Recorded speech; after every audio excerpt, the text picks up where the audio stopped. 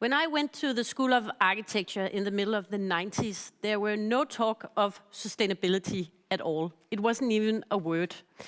That has, of course, changed, but we stand in front of immense challenges. And how do we, as educators and schools, how do we prepare the next generation for 2030, for 2050? This is the big question in this session, and to answer, we have two of the best educators in the world, two professors, and a newly educated architect and activist. So I hope you will join us, and I hope you will ask questions. You can always ask questions in the Slido window to the right. And I'm going to introduce now our first speaker and panelist. It is Sergio Altomonte. He is a professor at the UC Louvain in Belgium, and he'll give a short introduction of his work here. Welcome to Sergio.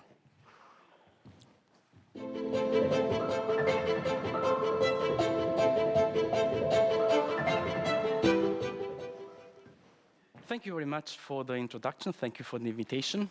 My name is Sergio Altomonte. I'm a professor of architectural physics at the University Catholic Louvain in Belgium, where I'm the head of the Louvain Research Institute for Landscape Architecture and Built Environment, and I work within the Faculty of Architecture, Architectural Engineering, and Urbanism.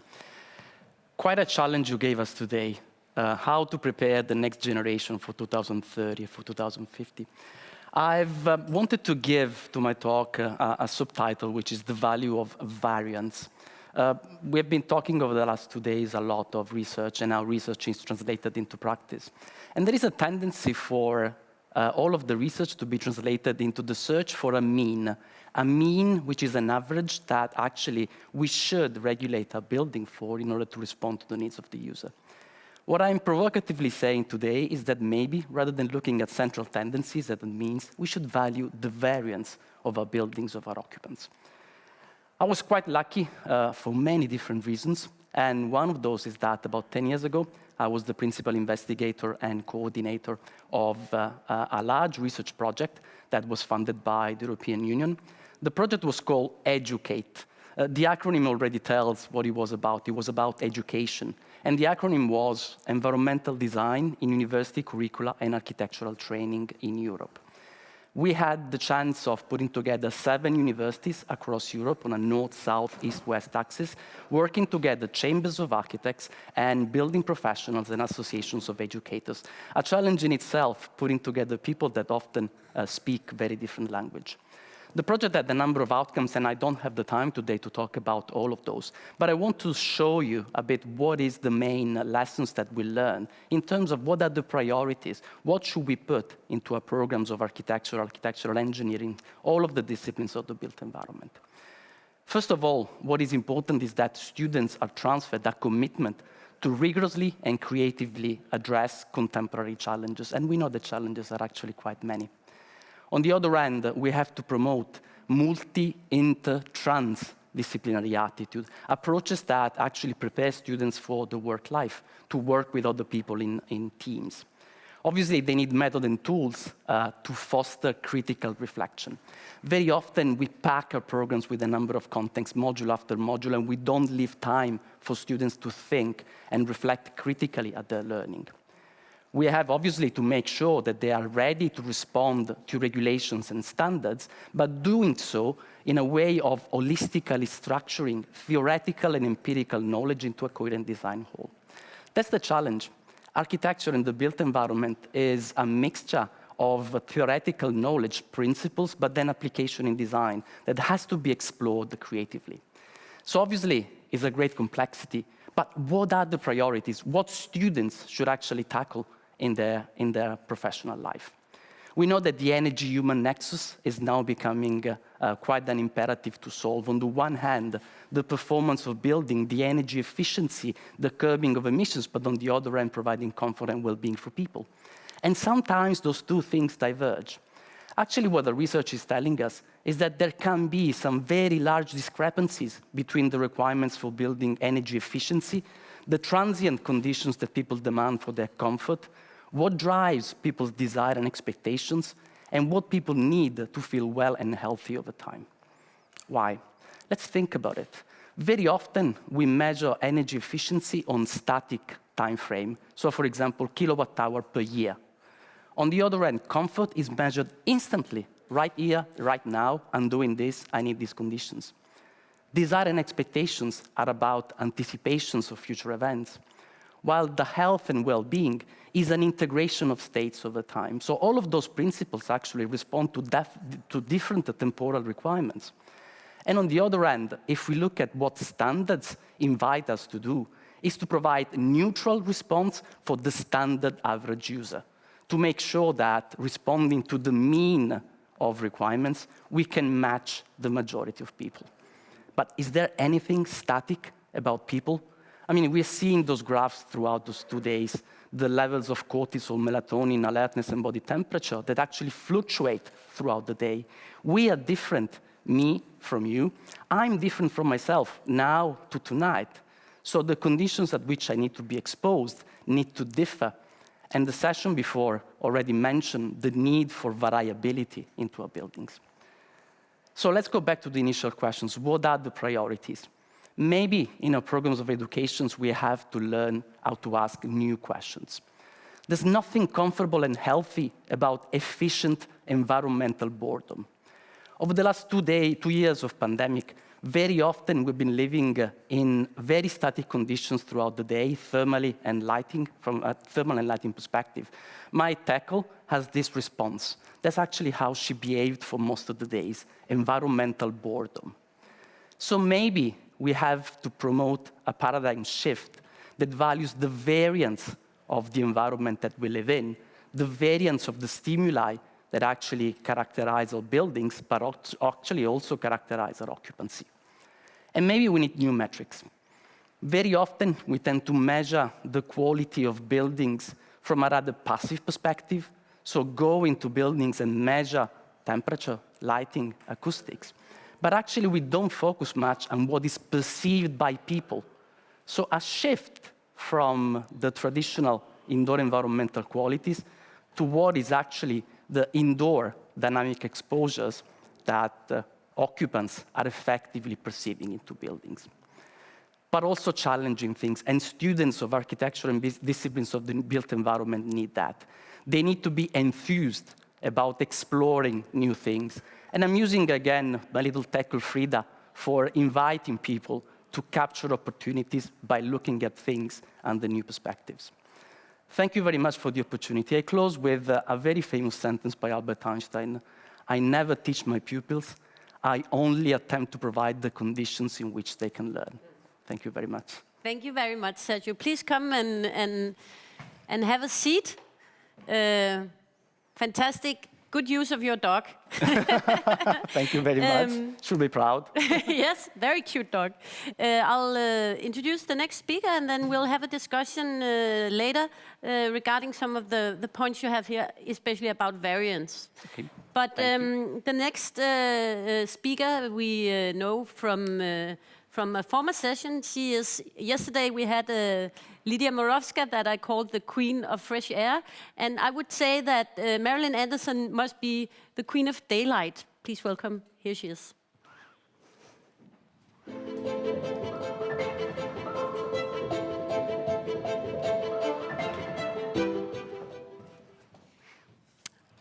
Hello, Marilyn. Hello. The queen of daylight. I asked you to introduce yourself and your work, so please do. Thank you very much. It's a pleasure to be here with the audience today and in such good company. So it will be, I'm sure, a very pleasant panel. So indeed, my name is Marilyne Andersen. I'm a professor at EPFL, the Swiss Federal Institute of Technology in Lausanne, Switzerland. And indeed, I do my research on daylight. I was actually trained as a physicist, and when I realized that the world was only described in equations, I wanted to have a more tangible look at it, went to building physics, and then did my PhD in optics and daylighting. And then I became professor at MIT, where I continued this research in daylight, and then back at EPFL later on. I was able to do both a research group where I continued to push these research questions on daylight, and also spent 5 years of my life being dean, which gives me another perspective on education, and especially on the necessity to bridge between disciplines in education. So today, if we think about the area of education we are in an area where knowledge is everywhere. So it's not at all a question of not having access to data or not having enough knowledge available. What is very difficult is to make sense of it. There is so much of it that trying to extract from it what we need to move on, what we need to actually produce what we want, is the difficult aspect. And so if we think about education and how we should raise the students and pupils around the world, I think it's beyond acquiring knowledge. It's about getting them to be T-shaped individuals that have deep roots and deep competences in a certain domain so that they can contribute to a dialogue and to a team in a way that they can bring something special.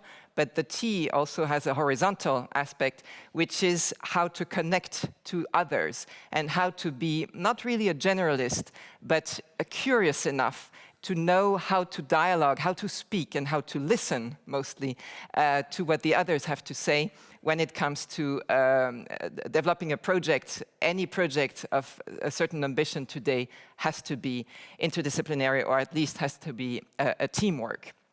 So when we think about maybe the discipline of building engineering, building science, architecture, everything related to buildings in general, I would say that it is inherently interdisciplinary as well. The architect is no longer the one who holds in his or her hands what the thinking is about and then gives it over to engineers to make it work. This is the past. Today, they have to work hand in hand so as to come up together with the most efficient, most bearable, most acceptable, most durable, sustainable, efficient, all of these, and first and foremost, most delightful solution that they can come up with. So it's not about having the generalist and giving a problem to specialists. It's about bringing together around the table T-shaped individuals that bring different competences that are complementary to one another. A trap in this thinking is to believe that this constrains the creativity of the designer. I don't think so. I think, on the contrary, to have a constrained system, and here you can see my physicist mind coming back again, to have a constrained system actually increases creativity. If you have no constraints at all, it is hard to be creative and to be original, but if you do have constraints, then you can truly propose original creative solutions by also learning and listening to those that bring these constraints and understanding why. So I think it's not about compliance only or having to obey some rules. It's really about taking this as an opportunity to think about a more sustainable world. So as a dean, I've been involved in many initiatives, or actually leading many initiatives, to try to make this a reality in my own institution. One of them was to embark our students, 250 in total, and 4 institutions, into an adventure called the Solar Decathlon Competition. This was about designing a solar house that would compete in a competition that was happening in the US in 2017. And over 3 years, with 250 students and all these institutions and instructors, we came with a proposal, a real full-scale house that would work with sun. But today, this is not a complex problem. It's not so difficult to make a solar house. So the students decided to go beyond the question asked by the competition and actually also look at the energy transition that this could address and propose not a single-family home, but a neighbor hub, a hub for the neighborhood, a place where people could gather, where exchanges can happen, when a dialogue can happen, and where the place itself acts as a demonstrator to what is possible in the future. I also launched another initiative together with a colleague of mine, which was to allow students to be creative in their own way, to have a bottom-up place, a makerspace to be specific, where they could develop their own hands-on projects driven by their ideals, driven by their own energy, and where they could work together across the campus, across the disciplines, to come up with new projects, new ideas, and new solutions. And after 1 year of existence, what we call the Skill, this is the name of the makerspace, already had 800 students trained to do that, even though the curriculum had not evolved yet enough to have this not done mostly on their free time. And the third was to engage the young generation of researchers into innovation and making sure they realized how impactful their ideas can be if they are brought also outside of the lab, and to encourage them into making this a reality. So all these aspects allowed me to experience firsthand how important it is to think beyond disciplinary boundaries when it comes to academic education. Thanks a lot. Thank you, Marilyn. Again, I'm very impressed. It's like you have an inner slideshow. But thank you very much. We'll get back to your points as well, especially around this T-shaped individuals that you're talking about. Because now it's time for our final panelist. We've been talking about the new generation and whether they ask the new questions and whether they're T-shaped or not. We actually have one from the new generation. Signe Sand is an architect by training. She's also an activist, and she'll give a short presentation of her work, and then we'll have that discussion here. And remember, you can always join with questions. Here is Signe Sand.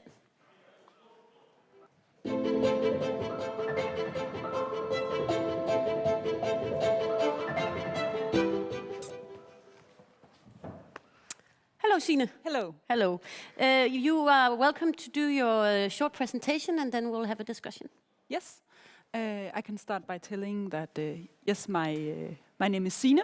I'm an advisor at the Green Transition Denmark, and I'm an educated architect from the school KADK in Copenhagen, the School of Architecture in Copenhagen. And just as you said, Ane, when I was educated, we didn't talk very much about sustainability in architecture. And actually, when I was in, I think, the first years of my education, it was very much about creating art and creating like this great art, complex forms. It couldn't be, for me at least, it couldn't be complex and crazy enough. And when I did my thesis, I dug into, I chose to make a project of wood and dug into wooden constructions and the impacts from building materials. And I just realized for the first time how insane and huge an impact the whole construction industry and the building constructions and actually everything we do as architects, how huge an impact that has on not at least the climate crisis. So that was both very scary, and you could say it's crazy that I never really heard about these facts before in the School of Architecture. But it was also kind of a relief for me to finally getting some great substance into my education and some politics, you could say, into it. I've later been working with 1-1 and Christopher Tejlgaard minor studios here in Denmark that works with breathable structures and wooden constructions. And then I've been active in the Green Student Movement the past years, where I had this little construction-themed group where we were talking with the whole construction industry, and we were talking with politicians, making debate sessions, holding presentations before committees of the parliament, and also making a citizens' proposal before the parliament. And that was really interesting work, and actually also interestingly enough in this topic is that we had this minor project with how to communicate the climate crisis to our parents, and it's very often you get this question: how do we communicate it to the young people? And very often the young people find it extremely difficult to communicate their fear and their knowledge about the whole climate crisis. So that was a very interesting topic to discuss. How do we teach the elder generations to act and to feel and to think about this? Yes, on this note, I want to say that of course it's extremely important that sustainability, subjects on sustainability, is a part of our educational institutions. It should be the main topic for all educations. From, let's just say, next semester, no students at any education should choose sustainability courses as an extra course. That should be the base. It should be written into all objectives in the educations. And I think also it's important to note that this is not only something we need to teach the next generation. I mean, I'm not into education right now, but as a relatively young person, I know this feeling of being told by the older how this next generation should save us. And I think as important as it is to implement this in the educational institutions, it's also very important to say that we also need to educate the current actors in the construction industry, in the building industry, the current architects and the current engineers. They also, all of them, need an extra education because we know from IPCC that we need quick reductions in the climate impacts here and now, and it's not enough for us to wait for the next generation to probably be better than us. So yes, I think that's what I wanted to say on that note. Quite a speech. Thank you. And yeah, but let me, and thank you, Signe. Let me start out by asking Marilyn and Sergio, because you are the educators here. You represent as professors the whole educational system as well. So Signe's point is, it's not really her generation, it's us that need to change and need to get educated in a new way. Do you agree, Sergio?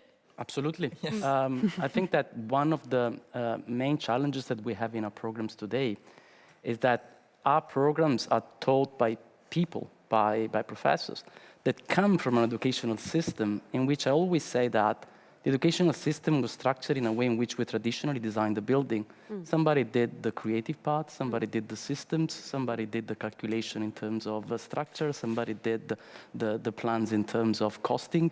And somebody very chose often, the colors. Exactly. Very often they did not really talk to each other until they got to the building site and we say, hold on, there's something not working in here. And actually we come from this tradition, and we have to make sure that we, as educators, actually take a different approach. Probably we should be the T-shaped individuals that actually have that approach to translate to the next generation, and actually make sure that what we promote in terms of a multidisciplinary approach is something that we practice ourselves. Yes, so you yourself are multidisciplinary. Marilyn, what are your thoughts? Well, we should be. But we are not. Exactly. So I think the biggest issue is that we are the hardest to educate because we are old.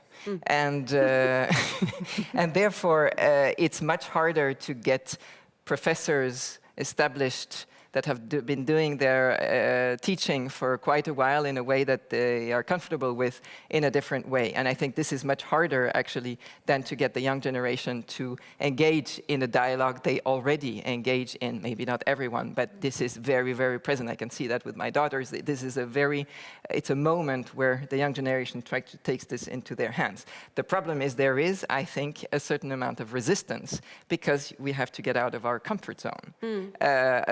Out of what we really know and have been doing all our life. And maybe, sorry for interrupting, also getting out of what you have been working towards your whole life. I mean, the career path, if you know what I mean. Yeah, I mean, in this case, I would stop using the word our or us, because as a matter of fact, I think both Sergio and I have been working in that trend, maybe more than some of our colleagues. And so therefore the resistance to embracing that is not so high, I hope. But you don't know. But in architecture, there has first been a phase where there was a resistance to this change by dismissing this as below architecture aspects. Now it's unavoidable, but then there is a new tendency, which is to say, well, it's there anyway, so I don't really need to teach it. And there is a gap between the two, which is actually to make the effort to embrace it and engage in it. Signe, what do you think of the point that Marilyn had, that there's the problem isn't knowledge. There's a lot of knowledge and it's easy accessible. The problem is what to do with it and how to sort of prioritize. And as Sergio said, ask new questions. Is that a problem that you can also see in your praxis and or in your work? That because I can recognize this, that I also accumulate in really much knowledge, but sometimes I feel like I don't know what to do with it. So is that something you can recognize as well? Yes, definitely. And I mean, this is not to point fingers at any generation or certainly not any individuals, but I just come to think of a saying that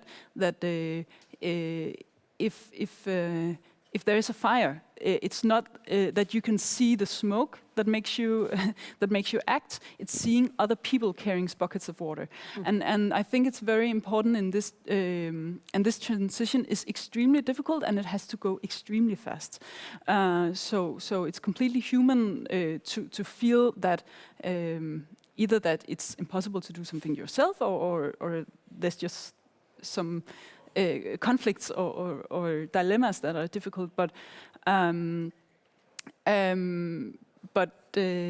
sorry, I just lost the thread here. But yeah, we're talking about the complexity of knowledge. Yeah, and Marilyn had this exactly. point about T-shaped individuals, that you should have a deep knowledge of something, but also have like the top of the T, have a curiosity and a maybe more superficial knowledge about other subjects. Do you agree on that? Yeah, exactly. That was exactly my point that I just lost. But that we know so much about the climate crisis. Nobody can excuse themselves for not knowing this. But from there to act on it is extremely difficult, and we need role models to show how to act. It's not enough for us just to know. Yeah. So, Sergio, you were talking about this. You had this point about multi-inter-transdisciplinary, and also the critical reflection and the more holistic approach. And you also mentioned it before, that we build our education system like we used to build our houses. Okay. So, what are you actually proposing, that we change the whole education system as such, that we sort of design a whole new way of educating? Well, I think it's not necessary to design a new way of educating, but just to take a different approach in our pedagogy.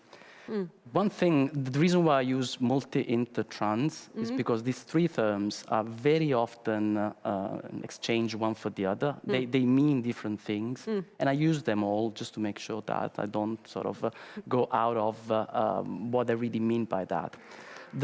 I think that the main challenge that we have in our programs is we have our knowledge, and universities are places of knowledge. I mean, both myself and Marilyn come from what are research-based university, where we produce knowledge. We are at the forefront, at the cutting edge of knowledge.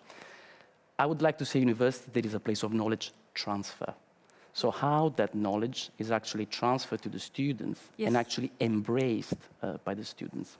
One interesting thing is that if you look at the most universities in the world, the professors that teach there, very often they know very little of pedagogy. They have very little training on basic pedagogical tools. So they have immense knowledge, but that knowledge very often is transferred in a kind of a sequential and linear way, without letting students to really engage with it, to really apply, to really explore it, to really actually practice that critical reflection that I was mentioning, that is sometimes very important. So most of our programs are essentially often, and this is also part of the project that I was mentioned, on what is called rote or surface learning. So we fill sort of a filing cabinet of the mind of students, and we expect that at the given moment when they are in the studio, they will be able to open the right drawer to come out with the file that they need in order to apply that knowledge in design. But unfortunately, the mind doesn't work this way. Hence the reason why I think that we don't have necessarily to change our programs, but we have to change the way in which we teach our programs. And the techniques, the pedagogical tools are out there. It's just a matter of making sure that they are very properly integrated in our curriculum. I mean, our problem-based learning, the deep learning can actually be triggered by the fact of giving students the enthusiasm and motivation to explore the knowledge that they are given. It's sometimes very more effective than providing them with the most up-to-date concepts and principles that very often they don't know what to do about. They don't see the relevance in their application in design. And as I said also, our programs are so much packed. We tend to do so much in our programs that we don't give them time to reflect about what they've learned. Marilyn, do you agree with Sergio on this point that we should be better at making this bridge between the knowledge, the research, and the students? I don't know how it is in Lausanne, but when I went to School of Architecture, and Signe will probably agree, there's a huge, a big department of research that you never talk to or have anything to do with. And then you have, you know, the students and what you're doing, and it's like two different worlds. Can you recognize this? Well, it's not the case everywhere, but I recognize this as a true asset where it does exist. When I started as a professor at MIT, I noticed indeed that at the undergraduate level, so in the bachelor level, you had a program called Europe, not for European, but UROP, Undergraduate Research Opportunities Program. So an opportunity for young students, I mean, reasonably young, to engage in research directly during their bachelors. And I think this is a very powerful instrument to get students to not only absorb knowledge, but to get confronted to questions that are unanswered. And where I definitely agree with Sergio is about this need to have more of a diverse portfolio of education models, like project-based learning and considering universities as a knowledge transfer place. I would say that we do have to change maybe more fundamentally the education system still, because today we shouldn't really educate people for a job. So vocational studies are a bit obsolete already. With artificial intelligence becoming what it does, the next generation of professionals are not going to have a job. They are going to adapt from one activity to the other and contribute to society in a range of ways. So Sergio mentioned critical thinking. I think critical thinking and adaptability are absolute key assets that we will have to give our students and to educate them in a way that this is their main strength, and then knowledge is accessible so they can get it. So it is, in a way, a new way. And project-based learning is a good example of that, where you pick what you need to do what you want, but not in a linear way, not by learning mechanics and then thermodynamics. And then, yes, you have to learn all these. This is the bottom of the T. Yes, you do. But it only really makes sense once you have to bring them together, whether it's in a design studio or in an actual engineering project. And your education wasn't like this at all, the way that Marilyn describes here. When did you? When were you finished at the School of Architecture? When did you do your thesis? I made my thesis in the autumn of 2015. So early 2016. I was educated. But I just on this note, I feel like saying that actually the School of Architecture, for me, even though it wasn't very much about sustainability, it was very much like a problem-solving education. It's always been like that. Maybe rather than actually an architect's education.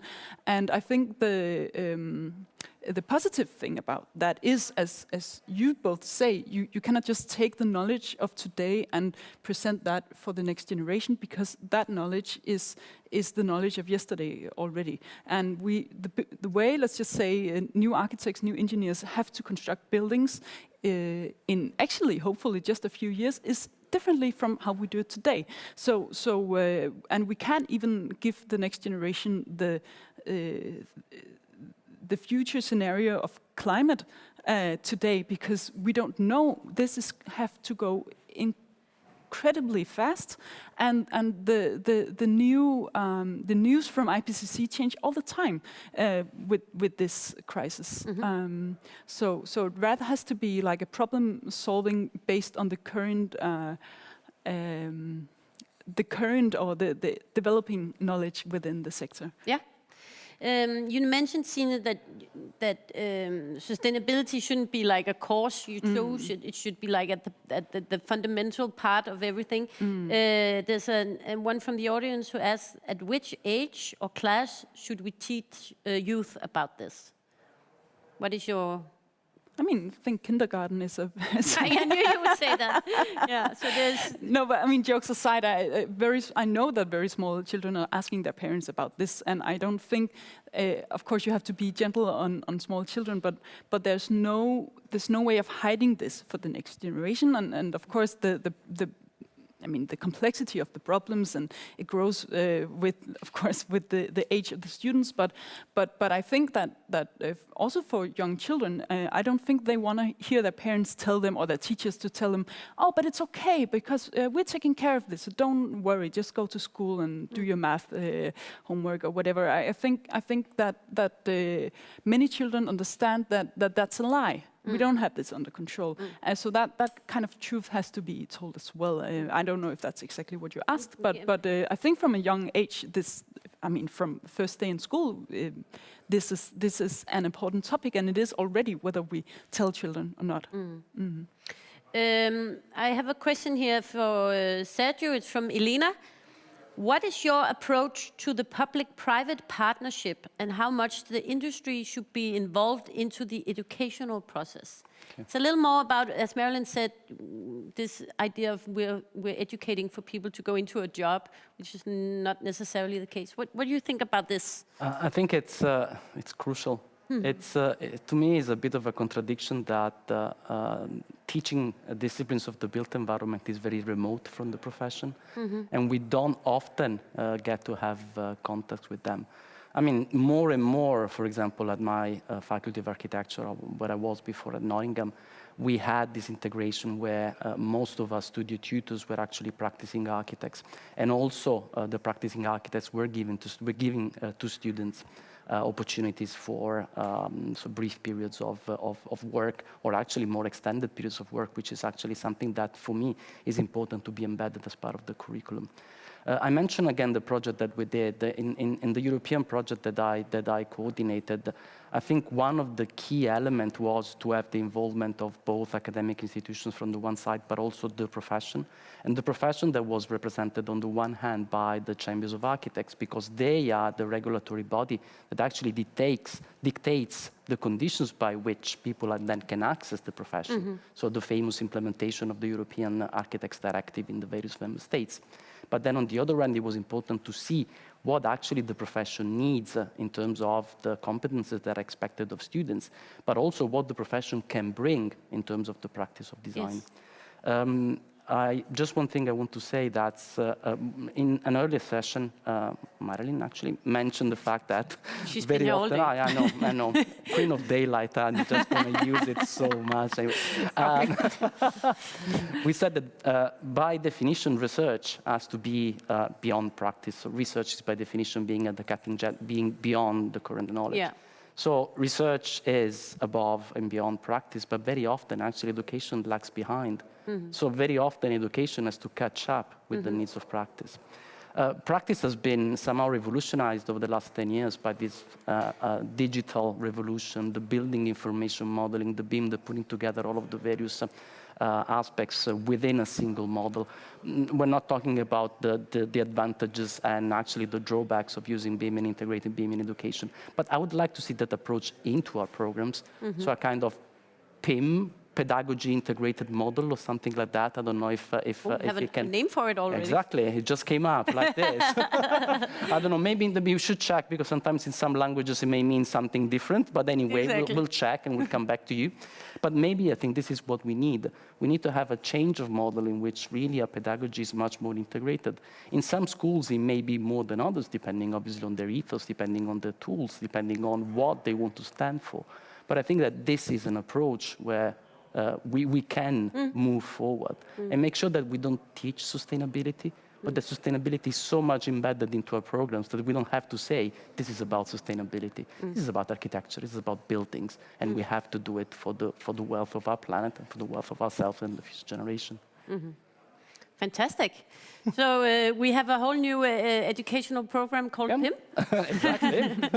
I would like to thank you for participating in this talk. We are out of time, but it was great to have you here, Signe, to raise a flag for the new generation and to turn the discussion around concerning who is it that we're going to educate. And thank you very much for participating, all three of you.